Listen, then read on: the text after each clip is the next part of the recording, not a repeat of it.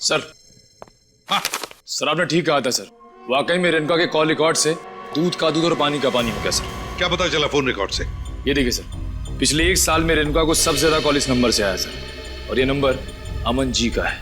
हाँ, सबसे ज्यादा फोन अमन से आए हैं। तो क्या अमन हमसे झूठ बोल रहा है? कहीं अमन भी तो मिला नहीं इसमें? हो सकता है सर, हो सकता है कि अपनी बीवी की मानसिक स्थिति का फायदा उठाया उसने और ये सारा ड्रामा रचा सूरज का, ताकि वो अकेले उसकी प्रॉपर्टी का हकदार बन जाए। सर एक बात मेरी समझ में नहीं आ रही है, वो सूरज जिसे उस पान वाले ने देखा था, वो असली सूरज था या नकली? वो असली भी हो सकता है श्रेया। भले ही सूरज ने होडाला ब्रिज से छलांग लगाई, मगर उसकी लाश कहाँ मिली है किसी को? अब तक किसी को भी उसकी लाश नहीं मिली है। लेकिन सर सूरज को तो काफी लगाव था कविता जी से, तो वो ऐसी हरकत क्यों करेगा? कहीं ऐसा तो नहीं कि ये सूरज नकली है? आद्या, क्या ग्रेट वर्क। सचिन, पता चल गया उस दुकान का जहां से वो डमी खरीदा गया था। अब पता चलेगा कि असली सूरज कौन था और नकली सूरज कौन। सर हीरोइन की वीक्स तो मैं आपको 20 तरह की भिजवा सकता हूँ सर। आप सुनिए तो सर, पर आपकी एक्ट्रेस इतनी सनकी है, उसे एक भी वीक पसंद नहीं आता सर। हाँ ठीक है, भिजवा तो दूंगा, पर हाँ हर वीक का 1500 रुपया लगेगा डिपॉजिट के तौर पर। मंजूर है? Okay sir. क्या भाई साहब, मेरे लायक भी कोई विग है क्या? हाँ, क्यों नहीं सर, 1 मिनट। हाँ सर, आपकी पर्सनैलिटी को देख के ये विग जचेगा सर। नहीं, मेरे हिसाब से इनके ऊपर ये विग सूट करेगी, और मेरे ऊपर ये वाली, और फ्रेडी तुम्हारे ऊपर ये थोड़े लंबे बाल चाहिए ना, इनके ऊपर ये वाला जचेगा। सर ये कैसा मजाक है? मजाक नहीं, हम लोग सीआईडी से हैं। सीआईडी? जी हाँ। कौन आया था इनमें से आपके पास? नहीं सर, कोई नहीं आया था सर। ध्यान से देखो, हो सकता है इनमें से कोई आदमी ये डमी लेने आया हो। हाँ सर, ये डमी तो वो आदमी किराए पर लेकर गया था सर, और वापस आ ही नहीं सर। कौन था वो आदमी? सर एक मिनट, मैं देख के बताता हूँ। अब मिल गया, धीरज नाम था उसका सर। सर उस आदमी का नाम भी तो धीरज था ना, जिसने सूरज को ब्रिज से कूदते हुए देखा था। अच्छा भाई साहब, ये उस आदमी के चेहरे पे कोई कटा हुआ निशान था क्या? हाँ सर, ऐसा ही कटा हुआ निशान था सर।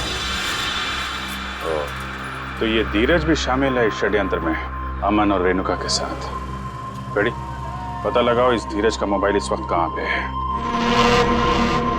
अरे वो पिक्चर देखी है मैंने यार, बहुत घटिया है। अरे क्या बात कर रहा है यार, वो पिक्चर इतनी घटिया कैसे हो सकती है भाई? उसका डायरेक्टर जाना माना है, और गाने जबरदस्त, एकदम जबरदस्त हैं। कानून के गाने भी बहुत जबरदस्त होते हैं। कानून के गाने? आप लोग अरे अभी गाना शुरू नहीं किया, कहाँ जा रहे हो? अरे सुनो तो। अरे अब सीधे सीधे बता ना। बताता, सूरज के ब्रिज से गिरने की मैंने मनगढ़ंत कहानी सुनाई थी। क्यों बनाई थी? क्योंकि मुझे इस काम के लिए 1 लाख रुपए दिए गए थे। 1 लाख रुपए? किसने दिए थे? उसका नाम है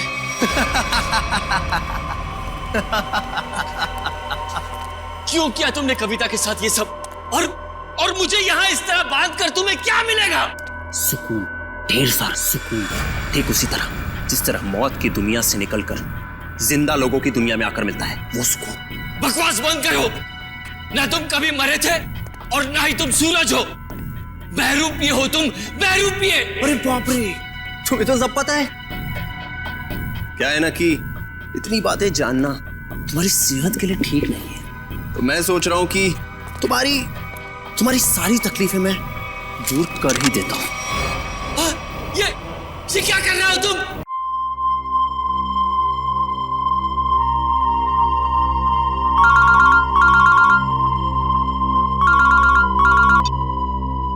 हेलो, मैं बोल रहा हूँ, काम हुआ क्या? मैंने तुमसे कहा था ना कि कल 10 बजे तक तुम्हारा काम हो जाएगा। और मेरी पेमेंट कहाँ है? पेमेंट मिल जाएगा तुम्हें। कितनी बार कहा मैंने तुमसे कि मुझे आधे पैसे एडवांस चाहिए, और बाकी का काम खत्म होने के बाद। काम करो, पैसा तुम्हें मिल जाएगा। वो रखो तो।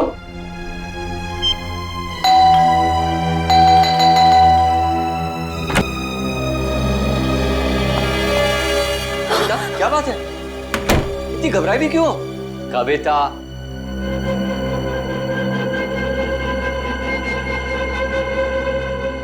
कविता, मैंने उसे वहां देखा था, नीचे नीचे खड़ा था वो। नीचे? कौन? सूरज। सूरज, तुमने अपनी दवाइयां ली? अमन, मैं बीमार नहीं हूँ। मैंने उसे नीचे देखा था। उसकी आंखें उसी मासूमियत से मुझे देख रही थी जैसे पहले देखा करती।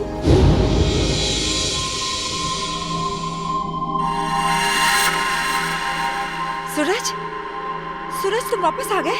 मैं जानती थी कि तुम आओगे। ये खून? सूरज, सूरज, सूरज!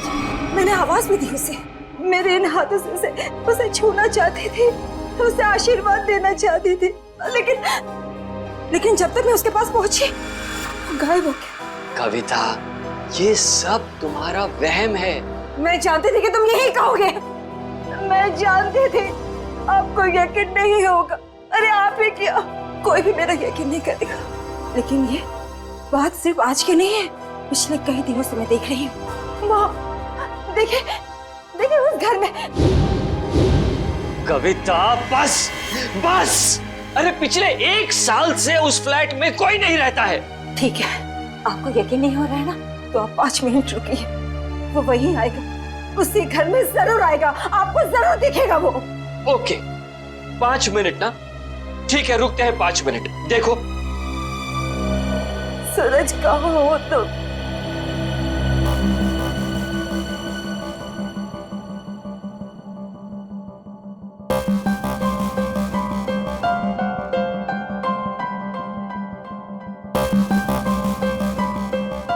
लो, हो गए तुम्हारे 5 मिनट। आया सूरज? आया? नहीं ना? प्लीज 5 मिनट और रुकिए, वो जरूर आएगा। बस कविता, बस! अरे अगले आधे घंटे भी यहाँ खड़ी रहोगी ना, तब भी वहां सूरज नहीं आएगा। तुम्हारे पास ये सब फजूल की बातों के लिए फुर्सत है, मेरे पास नहीं। Enough of this nonsense. रुकिए तो, वो आएगा, वो जरूर आएगा।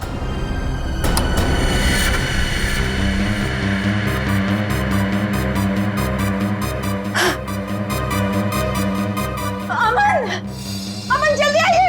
सूरज, वो देखिए सूरज!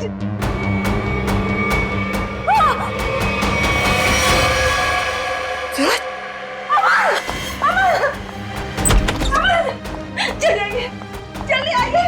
अरे अमन, सूरज गिर गया! कविता! आइए जल्दी! आइए! वो छत से गिर गया है, मैंने अपनी आंखों से देखा है। चलिए जल्दी! कविता, क्या कर रही हो? अरे सबके सामने तमाशा मत करो प्लीज। अरे हमें सूरज को बचाना है। सूरज, सूरज!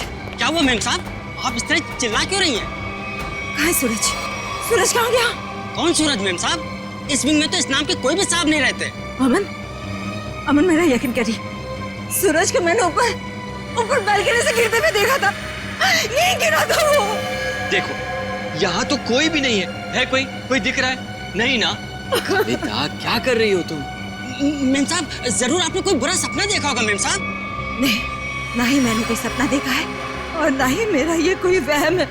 मैंने उसे अपनी आंखों से देखा है, समझे तुम? कविता, बस करो तुम। मैं अब और बर्दाश्त नहीं कर सकता। आज तुम्हारे इस वहम को मैं दूर कर ही देता हूँ। ये इसी मनुष्य फ्लैट से तुमने सूरज को कूदते हुए देखा था ना? यही है ना वो फ्लैट? मैं सच कह रही हूँ अमन, मैं सच कह रही हूँ। मैंने अपनी आंखों से देखा है उसे गिरते हुए।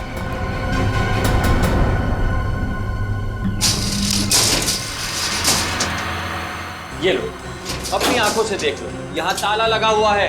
कविता, मैंने तुमसे कहा ना कि ये फ्लैट 1 साल से बंद पड़ा हुआ है।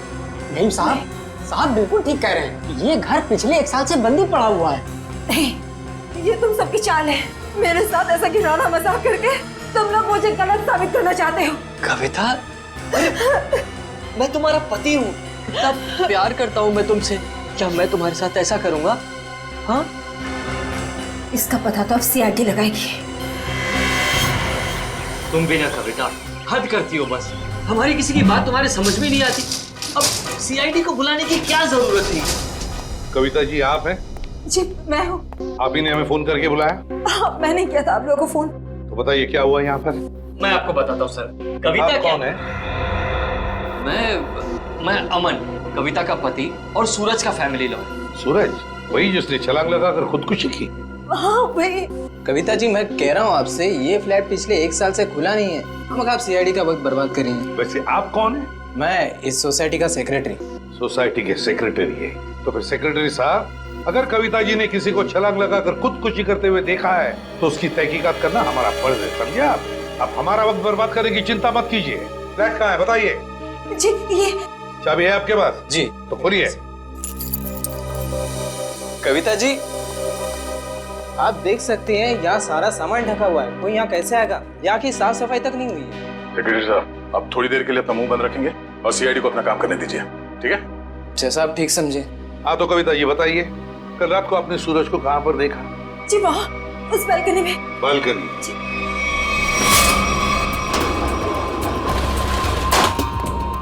आइए बताइए, सूरज को कहाँ देखा था आपने? यहाँ खड़ा था।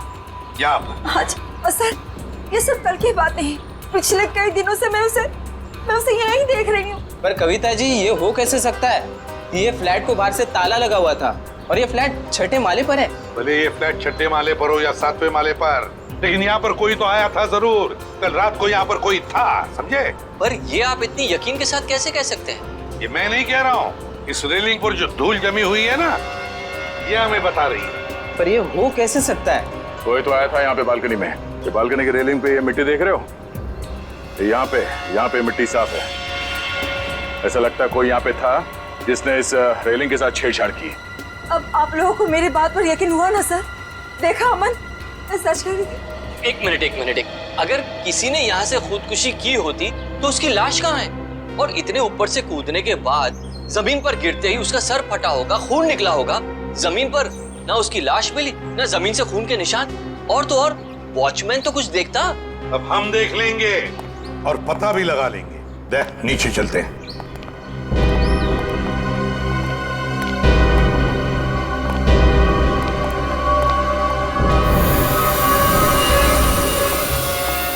आश्रय, कोई खून के निशान दिख रहे क्या? नहीं सर, अब तक तो यहाँ कुछ नहीं मिला है।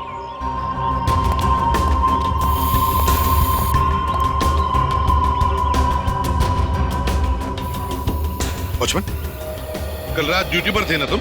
साहब नहीं था। तो फिर तुमने देखा कैसे नहीं किसी को ऊपर से गिरते हुए? साहब रात में मैं ही यहाँ पे बैठा हुआ था। ये मेम साहब अचानक यहाँ आई और बोलने लगी कि सूरज ऊपर से कूद गया। अच्छा एक बात बताओ, कल कोई अनजान आदमी आया था कल रात को यहाँ इस विंग में? नहीं साहब, इस विंग में जो लोग रहते हैं वही लोग आए थे साहब। आप चाहें तो मैं आपको रजिस्टर भी दिखा सकता हूँ साहब। सर, हाँ? सर खून के कोई ट्रेसेस नहीं मिले वहाँ पे। ऐसे कैसे हो सकता है? आप लोगों को कुछ सबूत मिला है ना बालकनी में किसी की मौजूदगी का? मैं सच कह रही हूँ सर, मेरा यकीन कीजिए। कविता जी, हम आपका पूरा विश्वास कर रहे हैं, आप सच बोल रही हैं। मैं तो सच बोल रही हूँ, लेकिन मुझे लगता है कि ये लोग झूठ बोल रहे हैं। क्या मतलब? शायद ये लोग मुझे झूठा साबित करना चाहते हैं।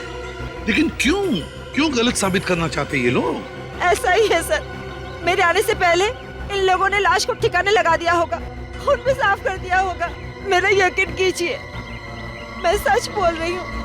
कविता, तुम सबके सामने पतंग खड़ा कर रही हो। एक मिनट सर, आप नहीं सर, मैं सच बोल रही हूँ। सर, आप मेरी पत्नी की बातों को ज्यादा गंभीरता से मत लीजिए।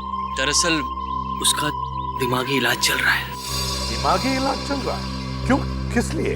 उसे हेलुसिनेशंस होते हैं सर। उसे ऐसे लगता है जैसे सब लोग उसके खिलाफ है। और जिस सूरज की वो बात कर रही है ना, उसकी तो 1 साल पहले मौत हो चुकी है। सूरज की मौत 1 साल पहले हुई थी? जी। अच्छा, और फिर भी इस बात का तो नजरअंदाज नहीं कर सकते ना कि आपकी पत्नी कविता ने किसी को ऊपर से छलांग लगाकर खुदकुशी करते हुए देखा है। एक बात बताइए, सूरज की मौत हुई कैसे थी?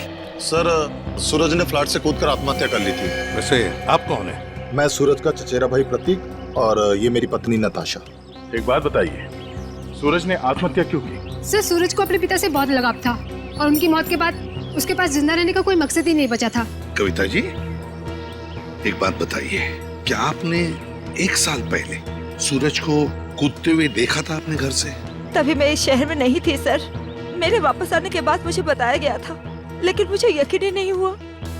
माँ बाप की मौत हर बच्चों के लिए बहुत बड़ा सदमा होती है, लेकिन इसका मतलब ये नहीं है कि आप अपनी जिंदगी का अंत ही कर दो। सर, मैं पूरे यकीन के साथ कह सकती हूँ कि सूरज जिंदा था। पिछले कई दिनों से मैं उसे देख रही थी। कविता, सर आप यकीन कीजिए सर। बस करो, तुम्हारी तबीयत ठीक नहीं है। हाँ? चलो घर चलो, तुम्हारे आराम का वक्त हो गया। अमन, मैं सच क्या है? एक्सक्यूज मी सर, सर, चलो चलो चलो चलो मेरे साथ, चलो। अमन, मैं सच बोल रही। सर, कविता आंटी को सूरज की मौत का बहुत गहरा सदमा लगा है, इसलिए उसके कूदने का दृश्य उनकी आंखों के सामने बार बार आता रहता है। सर, कविता आंटी की अपनी कोई संतान थी नहीं और वो सूरज को अपने बेटे समान मानती थी। सूरज को हॉस्पिटल कौन ले गया था? मैं, नताशा और अमन अंकल, हम तीनों मिलकर लेकर गए। सर मैं भी था। हाँ, शेखर, सूरज के पिता का बचपन का दोस्त। कौन से हॉस्पिटल ले गए थे सूरज को? Sir, city hospital. City hospital.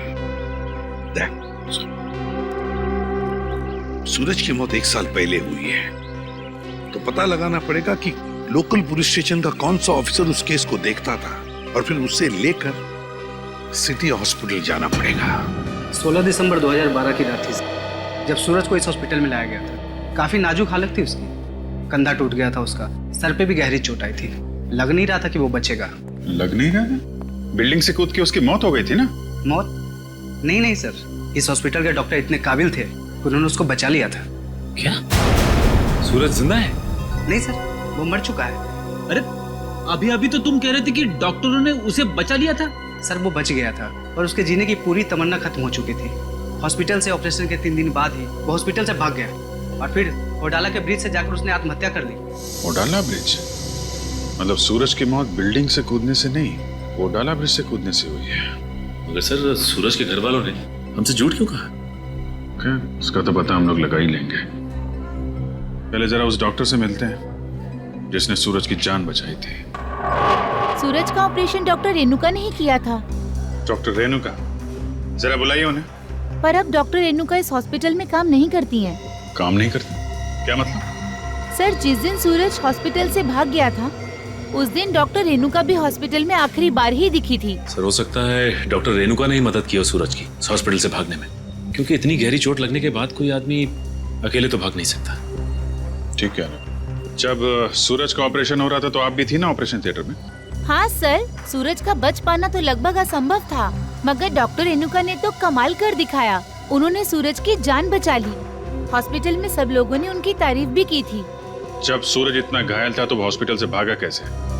आपके हॉस्पिटल की सिक्योरिटी ठीक नहीं लगता है? पता नहीं सर कैसे भाग गया। डॉक्टर रेणुका ने तो उन्हें नींद का इंजेक्शन भी दिया था। लगभग 3 घंटे तक तो उन्हें होश ही नहीं आना चाहिए था। ठीक है, आप जरा हमें रेणुका जी के सारे डिटेल्स दीजिए, सारे रिकॉर्ड्स। ओके सर, मैं अभी लेकर आती हूँ। रेडी? पता करो उस रात सिक्योरिटी में कौन था, लेके आओ।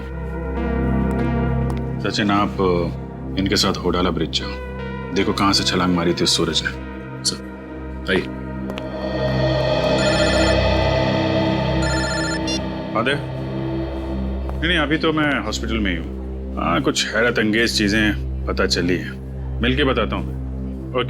Okay bye. सर, उस रात ये वॉचमैन ड्यूटी पे था। एक घायल आदमी हॉस्पिटल से भाग गया है?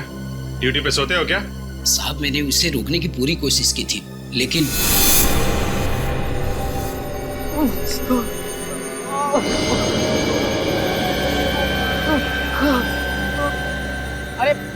अरे साहब, आप कहाँ जा रहे हैं? अपने काम से काम रख। ऐसे मैं आपको नहीं जाने दे सकता साहब। मेरे बीच में तेरी जान ले लूंगा। और साहब ये कहाँ से उठाया आपने? नहीं, मैं आपको नहीं जाने दे सकता। ये देखिए साहब, उस चोट का निशान आज तक है। सूरज ने होडाला ब्रिज से कूद के आत्महत्या की और ये बात उसके घर वालों ने हमसे छुपाई है। कोई तो ऐसा राज है जिस पर वो लोग पर्दा डालने की कोशिश कर रहे हैं।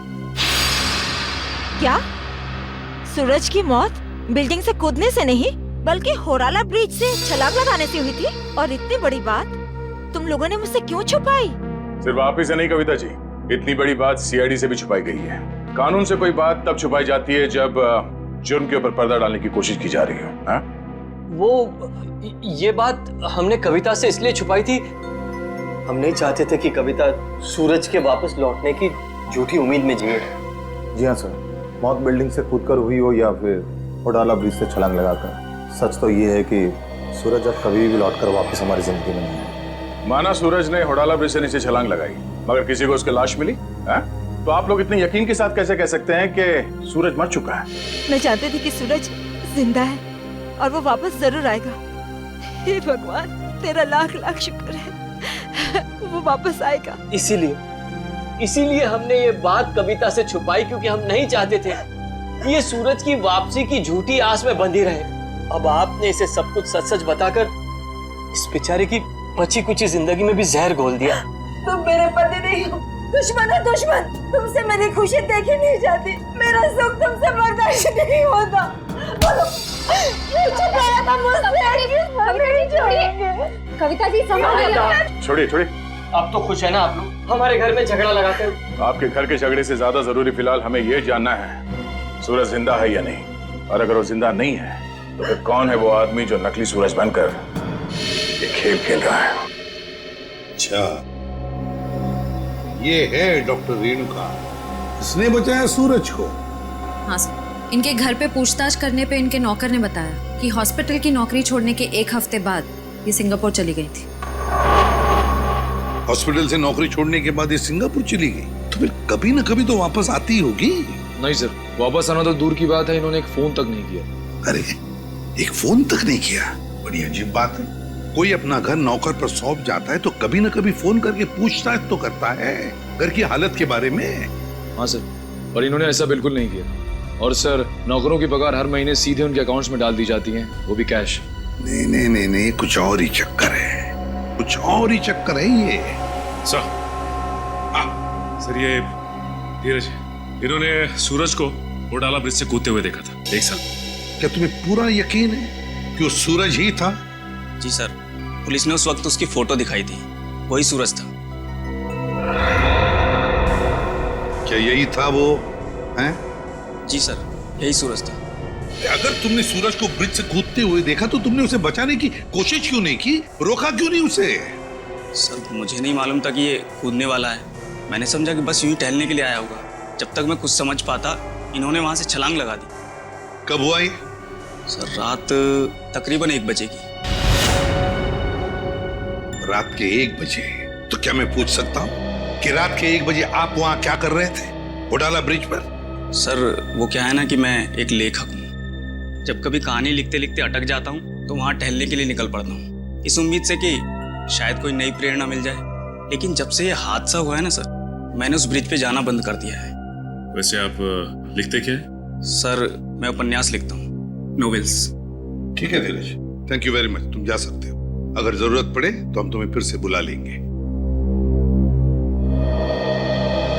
सर, ये होडाला ब्रिज के नीचे के पानी का बहाव बहुत तेज है सर। अगर कोई भी आदमी ऊपर से नीचे गिरता है तो उसका बचना अब नामुमकिन है सर। और तो और सर, पुलिस वालों ने उस जगह की अच्छी तरीके से छानबीन करवाई थी गोताखोरों से, लेकिन सूरज की लाश नहीं मिली थी सर। हो सकता है कि तेज बहाव की वजह से वो सूरज को ढूंढ नहीं पाए होंगे, या फिर किसी न किसी वजह से सूरज डूबने से बच गया। सर, अगर ये सूरज बच गया है तो सिर्फ कविता जी को क्यों दिखाई देता है? अमन जी या बाकी लोगों को क्यों नहीं? वही तो, अगर ये बच गए तो सिर्फ कविता को ही कैसे दिखता है, और किसी को क्यों नहीं दिखता? नहीं नहीं नहीं नहीं नहीं नहीं, कुछ ना कुछ तो गड़बड़ जरूर है, क्योंकि अगर ये बच गया तो सबके सामने क्यों नहीं आता है? सर, शायद ये कविता जी का कोई वहम है। नहीं नहीं नहीं निखिल, ये कोई वहम नहीं है, कोई वहम नहीं है। अगर ये कविता जी का वहम होता तो सूरज की घर की बालकनी के रेलिंग पर जो धूल जमा हुई थी उसमें से इतना सा हिस्सा ही साफ कैसे मिला हमको? इतना सा हिस्सा साफ कैसे मिला? उसका एक ही मतलब है कि कोई ना कोई तो था सूरज के घर में, कोई ना कोई तो गया था सूरज के घर में जिसे कविता ने देख लिया।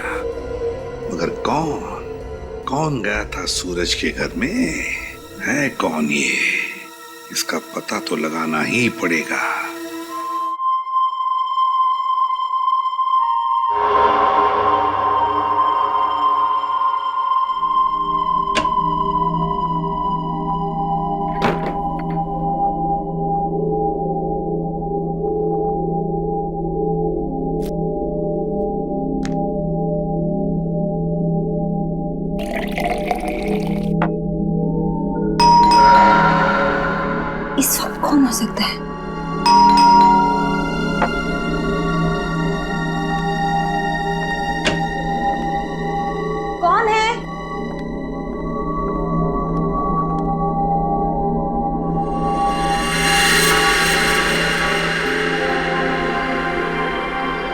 सूरज, सूरज, आज सबके मुंह पे ताला लग जाए।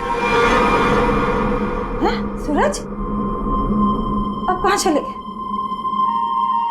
सूरज कहाँ? सूरज बंद करो ये मजाक, कहाँ हो तुम? सूरज आ जाओ अभी। सूरज, मेरी आंखें तरस गई है तुम्हें देखने के लिए। सूरज, सूरज, कहाँ हो सूरज तुम? सूरज, सूरज। कविता आंटी, सूरज तुम ऊपर जा रहे हो ना? आप ठीक हो ना? मुझे तुम्हारे कदमों की आवाज आ रही है। सूरज रुक जाओ। आप ऊपर क्यों जा रही हो? सूरज रुक जाओ, रुक जाओ सूरज। कविता आंटी, इस वक्त आप छत पर क्यों जा रही है? सूरज, सुना ही नहीं होगा। सूरज, सूरज, मैं जानती हूँ कि तुम छत पर आके छिपे हो। देखो, अब अच्छे बच्चे की तरह वापस आ जाओ। अब मेरे सब्र का और इम्तिहान मत लो सूरज। कहाँ हो तुम? अब अगर तुम 5 गिनने तक बाहर नहीं आए ना, मैं तुमसे कभी बात नहीं करूंगी। 1, 2, 3, 4।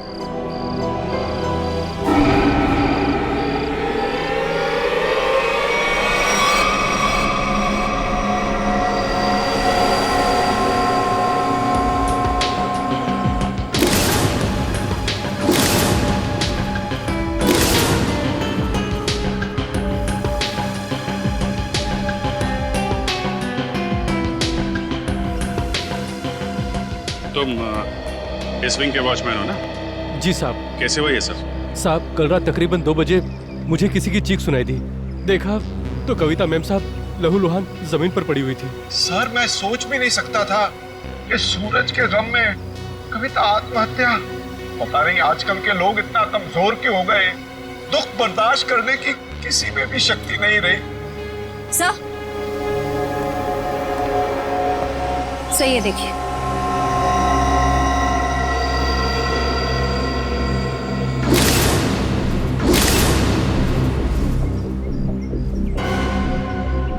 ये बात है। शेखर जी, कविता ने आत्महत्या नहीं की है। क्या बोल रहे हैं आप? इनके हाथों में बहुत सारी खरोंचे हैं, चूड़ियां टूटी हुई हैं। ऐसा लगता है कि उसकी किसी से हाथापाई हुई है। शायद खूनी ने छत पे से धक्का दिया इनको। वैसे ये बताइए कि आप में से किसी ने भी कविता जी को छत पे जाते देखा क्या? हाँ सर, मैंने देखा था। वो ऊपर जा रही थी सीढ़ियों से। मैंने उन्हें आवाज भी दी थी, पर उन्होंने सुना नहीं। कविता जी अकेले छत पे जा रही थी या उनके साथ में कोई और भी था? वो अकेली ही थी सर, और वो बार बार सूरज का नाम ले रही थी सर। मतलब सर, ये सूरज भी छत पे ही था? हो सकता है, या फिर वो आदमी जो सूरज बनने का नाटक कर रहा है। ये अमन जी नहीं दिखाई दे रहे? कहाँ है वो? पता नहीं जी, सुबह से उसका नंबर ट्राई कर रहा हूँ लेकिन फोन ऑफ है। सर, वो घर पे भी नहीं है। शायद ऑफिस में हो। ऑफिस के नंबर पे डायल करके देख, कहाँ है वो? कल रात कोई अनजान आदमी आया था यहाँ पे? नहीं साहब, मैंने किसी को नहीं देखा। सो रहे थे क्या? नहीं साहब, मैं सच कह रहा हूँ। मैं कल रात जाग रहा था और मैंने किसी को नहीं देखा इस विंग में जाते हुए। अगर जाग रहे थे तो किसी और को कविता के साथ छत पे जाते हुए क्यों नहीं देखा तुमने? मुझे तो ये भी नहीं पता साहब कि कविता मैम छत पे कैसे चली गई। छत का दरवाजा हमेशा बंद रहता है। चाबी किसके पास रहती है? चाबी मेरे पास रहती है साहब। लाओ चाबी, लो। सर, ये देखिए, चाबी में चिकनाहट है। चिकना तो है। साबुन। लगता है किसी ने साबुन पे चाबी का निशान लिया है और डुप्लीकेट चाबी बनाई है। नहीं साहब, मैंने किसी को चाबी नहीं दी थी साहब। तुमने कुछ नहीं किया, लेकिन लापरवाही तो की है ना तुमने। केबिन में तुमने चाबी लावारिस छोड़ दी होगी और इस बात का फायदा उठाकर किसी ने डुप्लीकेट चाबी बनवा ली। खूनी जो कोई भी है, छत पे जरूर कोई निशान छोड़ा होगा उसने। शेख, बॉडी को पोस्टमार्टम के लिए भिजवा दो।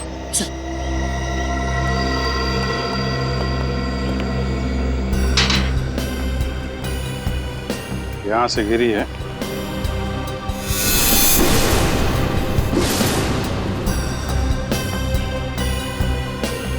चूड़ी। इसका मतलब यहीं से खूनी ने कविता जी को नीचे फेंका है। यहीं पे हाथापाई हुई होगी और खूनी ने कविता को यहां से फेंक दिया है। सर ये देखिए सर, जूते के निशान, जरा नाप के देखो। इसका मतलब खूनी 10 या 11 नंबर के जूते पहनता होगा। लेकिन सर ये भी तो हो सकता है कि ये जूता खूनी का ना हो और किसी ऐसे आदमी का हो जो इस बिल्डिंग में रह रहा हो।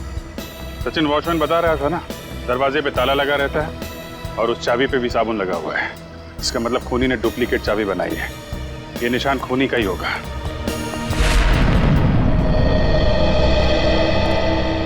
क्या पता चला ऑफिसर? सर उनके ऑफिस ने बताया कि अमन जी कल दिल्ली जाने वाले थे कॉन्फ्रेंस के लिए, लेकिन वो दिल्ली पहुंचे ही नहीं। दिल्ली पहुंचे ही नहीं? हाँ सर, उनकी फ्लाइट की टिकट ही बुक थी, लेकिन वो मुंबई एयरपोर्ट तक ही नहीं पहुंचे। सर कहीं ऐसा तो नहीं कि अमन जी ने ही कविता जी को? कैसी बात कर रही हैं आप? अमन कविता से बहुत प्यार करता था और वो कविता के लिए अपनी जान तक दे सकता था। ऐसी बात है तो फिर अमन गायब क्यों हो गया? बीवी की मौत हो गई और पति लापता? सर मुझे शुरू से ही अमन के हाव भाव कुछ ठीक नहीं लग रहे थे। क्या मतलब? सर, अमन जी शुरू से ही हमारे परिवार के वकील रह चुके हैं। सूरज के माता पिता की मौत के बाद उन्होंने कभी किसी को बताया ही नहीं कि जायदाद का बंटवारा कैसे होगा। सर मुझे लगता है अमन के दिल में खोट है, वो खुद ही सारी जायदाद हड़पना चाहता है। और हो सकता है कविता आंटी को सूरज बन के डराने के खेल में उन्हीं का हाथ हो। खैर अमन इसमें शामिल है कि नहीं ये तो हम लोग पता लगा ही लेंगे, लेकिन ये बात तय है कि ये सारा खेल जायदाद की वजह से ही रचा जा रहा है। सूरज अगर बिल्डिंग में आया था तो आसपास जरूर किसी ने देखा होगा। हाँ सर, सामने पान की दुकान है सर। अरे भाई सुनो, आइए साहब, 4 पान लगा देता हूँ। मैडम के लिए मीठा पान, चेरी वाला। अरे नहीं, पान बाद में खाएंगे, थोड़ी बात कर लेते हैं पहले। हाँ जी, कहिए। अच्छा ये बताइए कि आपकी दुकान कितने बजे तक खुली रहती है? सुबह 9 से रात के 11 बजे तक। क्या आपने इस आदमी को कल इस इलाके में देखा था? अरे आप लोग तो ऐसे बातें कर रहे हैं जैसे आप लोग सीआईडी वाले हैं। ठीक पहचाना आपने? अरे आप तो सचमुच में सीआईडी वाले हैं। देखा था इसको? जी साहब, कल रात को इस आदमी को देखा था। ठीक से याद है तुम्हें? कोई धोखा तो नहीं हो रहा? जी साहब, मेरी नजर 6x6 की है, कभी धोखा नहीं खाती। मतलब सर सूरज जिंदा है? इसका मतलब वो जो जूतों के निशान हमें बिल्डिंग की छत पे मिले थे वो सूरज के थे और उससे नहीं कविता को मारा है। मतलब सर ये जुर्म अमन और सूरज दोनों मिलके कर रहे हैं। ये भी तो हो सकता है कि कविता जी का खून सूरज ने किया और अमन को जबरदस्ती ले गया अपने साथ। लेकिन सर कविता जी तो सूरज के लिए उनकी माँ की तरह थी, फिर उन्होंने कविता जी को छत से क्यों गिराया? साहब, क्या इस आदमी ने किसी को छत से धक्का दे दिया? शायद किसी का खून किया है इसने। और कुछ जानते हो इस आदमी के बारे में? जी साहब, इसने अपनी कार गलत जगह पार्क की थी। टोइंग वाला आया और कार उठा के लेके चला गया। कहाँ पे पार्क की थी गाड़ी? वहाँ साहब, वहाँ खड़ी थी। XYZ 040925। पता लगा किसके नाम पे रजिस्टर्ड है ये कार? अच्छा वो सर इस सूरज का ठिकाना मिल गया, वरना ये आदमी तो अपनी टो हुई गाड़ी लेने भी नहीं आया। और आता भी कैसे? चोरी की गाड़ी जो थी एक एक कदम फूक फूक के रख रहा है ये सूरज। हाँ सर, और छुपने के लिए भी उसने एक ऐसा ठिकाना चुना जो एक NRI का। हाँ, एक NRI का, एक ऐसा आदमी जो महीनों तक अपनी घर की हालत देखने के लिए आता तक नहीं। यहाँ पे ताला लगा हुआ है। बोल दो।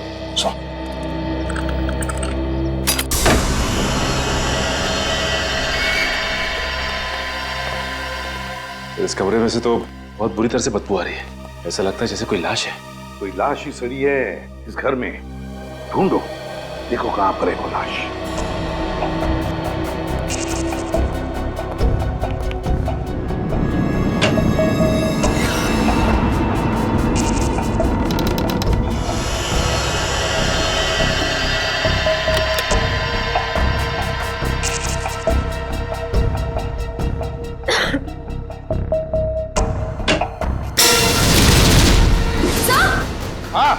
सर जल्दी आइए।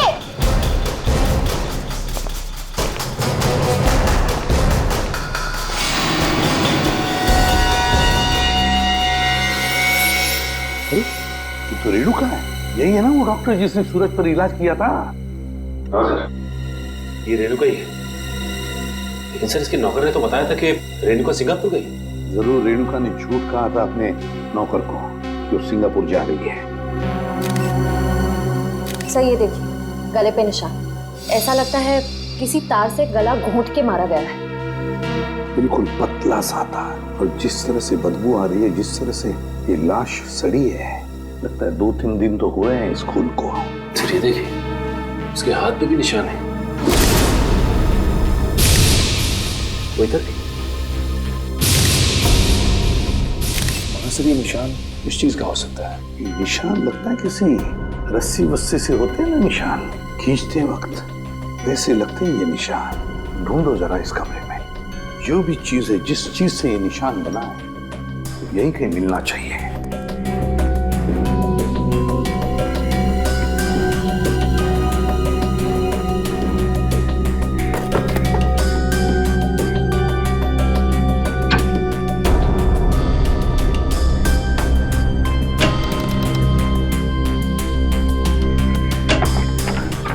माय गॉड सचिन, ये देखो क्या है यहाँ पर कबर्ड में। डमी।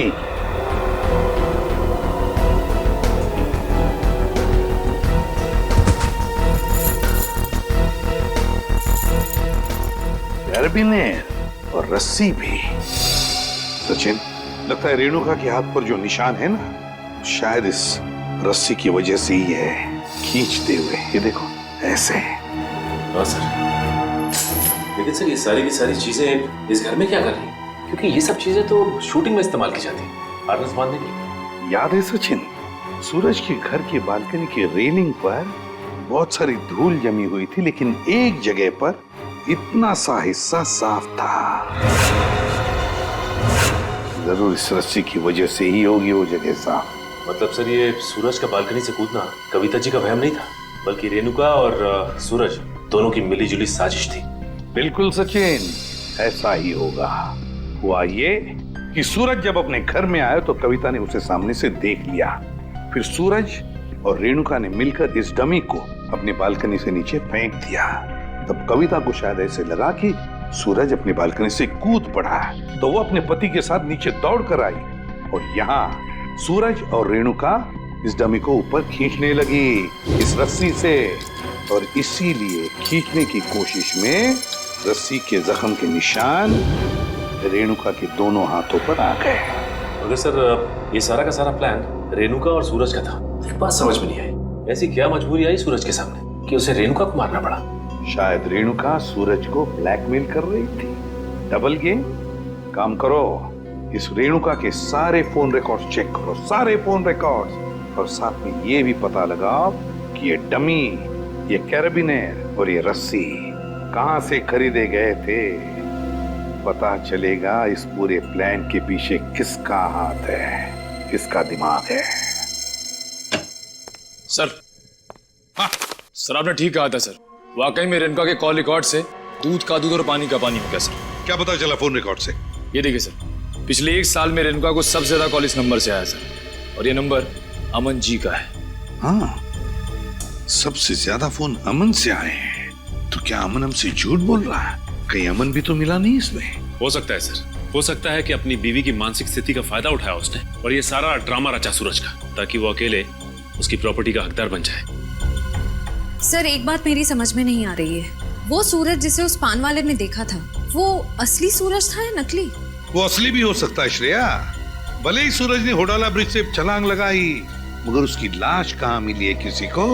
अब तक किसी को भी उसकी लाश नहीं मिली है।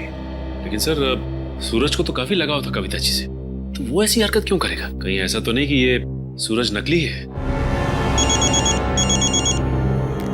आद्या, क्या? Great work Sachin. पता चल गया उस दुकान का जहां से वो डमी खरीदा गया था। अब पता चलेगा कि असली सूरज कौन था और नकली सूरज कौन। सर हीरोइन की वीक्स तो मैं आपको 20 तरह की भिजवा सकता हूँ सर।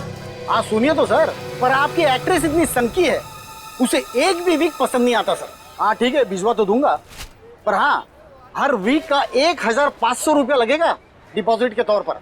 मंजूर है? Okay sir. क्या भाई साहब, मेरे लायक भी कोई विग है क्या? क्यों नहीं सर, 1 मिनट। हाँ सर, आपकी पर्सनैलिटी को देख के ये विग जचेगा सर।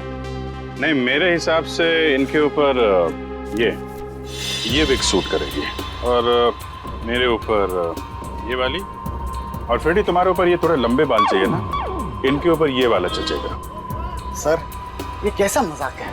मजाक नहीं, हम लोग सीआईडी से हैं। सीआईडी? जी हाँ। कौन आया था इनमें से आपके पास? नहीं सर, कोई नहीं आया था सर। ध्यान से देखो, हो सकता है इनमें से कोई आदमी ये डमी लेने आया हो। हाँ सर, ये डमी तो वो आदमी किराए पर लेकर गया था सर, और वापस आ ही नहीं सर। कौन था वो आदमी? सर एक मिनट, मैं देख के बताता हूँ। मिल गया, धीरज नाम था उसका सर। सर उस आदमी का नाम भी तो धीरज था ना, जिसने सूरज को ब्रिज से कूदते हुए देखा था। अच्छा भाई साहब, ये उस आदमी के चेहरे पे कोई कटा हुआ निशान था क्या? हाँ सर, ऐसा ही कटा हुआ निशान था सर। तो ये धीरज भी शामिल है इस षड्यंत्र में, अमन और रेणुका के साथ। रेडी? पता लगाओ इस धीरज का मोबाइल इस वक्त कहाँ पे है। अरे वो पिक्चर देखी है मैंने यार, बहुत घटिया है। अरे क्या बात कर रहा है यार, वो पिक्चर इतनी घटिया कैसे हो सकती है? भाई उसका डायरेक्टर जाना माना है और गाने जबरदस्त, एकदम जबरदस्त हैं। कानून के गाने भी बहुत जबरदस्त होते हैं। कानून के गाने? आप लोग अरे अभी गाना गाना शुरू नहीं किया, कहाँ जा रहे हो? अरे सुनो तो। अरे अब सीधे सीधे बता ना। बता था, सूरज के ब्रिज से गिरने की मैंने मनगढ़ंत कहानी सुनाई थी। क्यों बनाई थी? क्योंकि मुझे इस काम के लिए 1 लाख रुपए दिए गए थे। 1 लाख रुपए? किसने दिए थे? उसका नाम है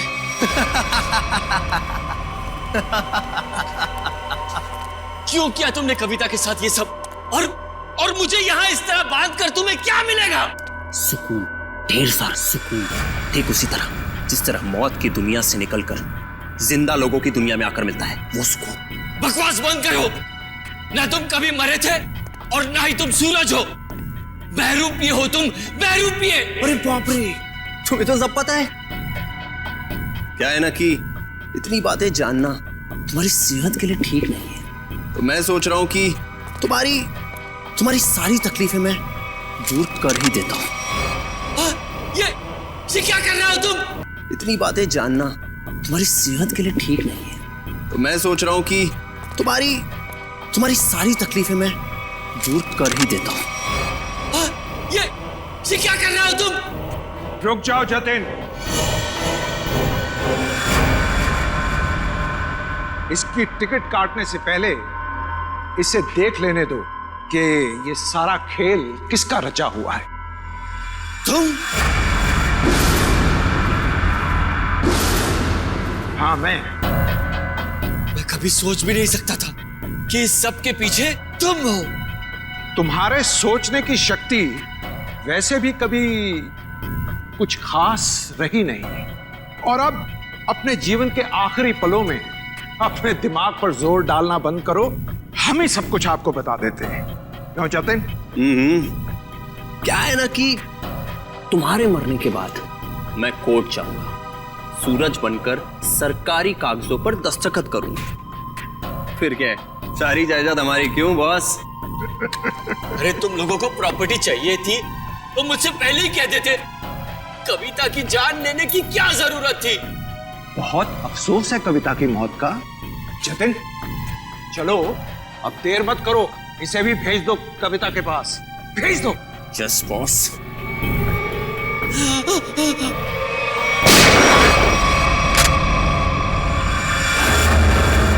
सब कुछ सुन लिया हम लोगों ने। अगर बाकी मुजरिम भी आप लोगों की तरह अपना जुर्म अपने आप कबूल कर लें तो सीआईडी का काम काफी आसान हो जाएगा। क्यों शेखर जी, आपका क्या कहना है? अरे रे रे रे रे, इतने भयानक मुजरिम को इतने आसानी से नहीं भागने देंगे हम लोग। क्यों किया ये सब? सूरज को उसके पिता से बहुत लगाव था, और उसकी मौत के बाद उसके जीवन में कोई रुचि नहीं रह गई थी। उसके दिमाग में आत्महत्या करने के ख्याल पनपने लगे। इसलिए तुमने सोचा कि सूरज को तो प्रॉपर्टी में कोई इंटरेस्ट है नहीं, तो क्यों ना बहती गंगा में हाथ धो लिया जाए, उसकी प्रॉपर्टी हथिया ली जाए। हाँ, इसलिए जब पहली बार सूरज ने बिल्डिंग से कूदकर आत्महत्या करने की कोशिश की तो तुरंत मैं उसे हॉस्पिटल लेकर गया ताकि किसी तरह से भी उसकी जान बच जाए। और वो अपनी सारी दौलत मेरे नाम कर दे। और जैसे ही रेणुका को पता चला कि करोड़ों रुपए तुम्हारे हाथ लग गए तो उसने अपना हिस्सा मांगना शुरू कर दिया तुमसे। हाँ, लेकिन गड़बड़ तब हुई जब वो दोबारा हॉस्पिटल से भाग गया। मैंने और रेणुका ने बहुत ढूंढा उसे, और तब हमने देखा कि सूरज, सूरज नहीं, सूरज मेरा पीछा मत करो, मेरे पीछे मत आओ, मेरा मर जाना है, ठीक है? नहीं, मुझे दोबारा बचाने की कोशिश मत करो। नहीं सूरज, ऐसा बर्ताव मत करो। किसी एक आदमी चले जाने से जिंदगी खत्म नहीं हो जाती। वो मेरे पापा थे। पापा, तुम लोग क्या समझोगे मेरे पापा के बारे में? नहीं सूरज, नहीं नहीं नहीं, मुझे छोड़ दो। मुझे अगर तुम दोनों में से किसी ने भी कूदने से रोका तो मैं अपनी जान ले लूंगा, मैं अपनी जान ले लूंगा, मैं अपना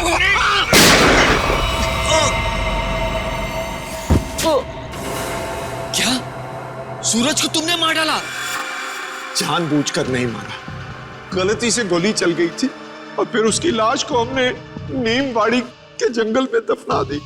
और फिर धीरज को तुमने अपना झूठा गवाह बना लिया ताकि कानून को गुमराह कर सको। हाँ, और जब हमें जतिन मिला जो सूरज का हम शक्ल था, तो मुझे ऐसा लगा कि शायद कुदरत यही चाहती है कि मैं करोड़ों का मालिक बनूं, वरना ऐसा संयोग क्यों होता? कुछ संयोग इसलिए होते हैं कि ताकि अपराधियों को उनके किए हुए की सजा मिल सके। तुम दोनों फांसी की तैयारी करो, फांसी होगी तुमको, फांसी।